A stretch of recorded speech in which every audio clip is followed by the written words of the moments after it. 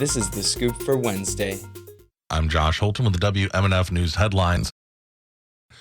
A federal judge yesterday blocked Florida education officials from enforcing a law requiring a transgender teacher to use pronouns that align with her sex assigned at birth, saying the law violated her First Amendment rights. The 2023 law restricts educators' use of personal pronouns and titles in schools. Violations of the law can result in teachers being stripped of certifications and financial penalties for school districts. A panel of the First District Court of Appeal next month will hear arguments in a potentially far-reaching case about whether executive privilege shields Governor Ron DeSantis' administration from releasing records. The court issued an order yesterday scheduling arguments May 7th.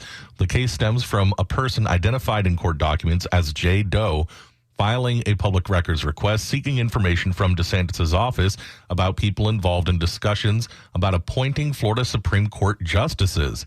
In a subsequent lawsuit, Leon County Circuit Judge Angela Dempsey rejected the public records request. State and national media organizations and open government advocacy groups have said such use of executive privilege would undermine Florida's public records law, but lawyers in DeSantis' office and Attorney General Ashley Moody's office have disputed those arguments. Florida Attorney General Ashley Moody and Republican attorneys general from 4 other states filed a federal lawsuit yesterday seeking to block a Biden administration program that would provide breaks on student loan debt.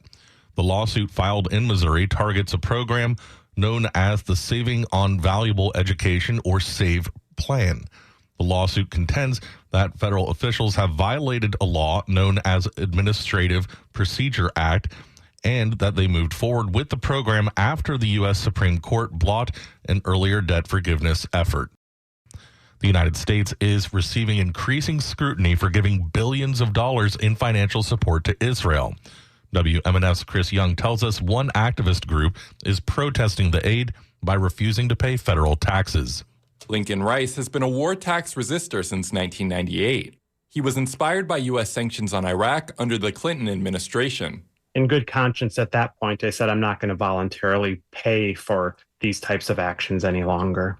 Now, as a coordinator for the National Tax Resistance Coordinating Committee, he's seen a spike in interest after Israel's invasion of Gaza. Some people will refuse all or a portion of their tax debt, while others will live below the taxable income level. Now it's definitely an influx of younger folks, mostly under 35, from a variety of economic and racial backgrounds from all over the country. And, they see what's happening in Gaza and are making the connection that this is all being funded by the United States. According to Reuters, Israel has received more U.S. foreign aid since World War II than any other country.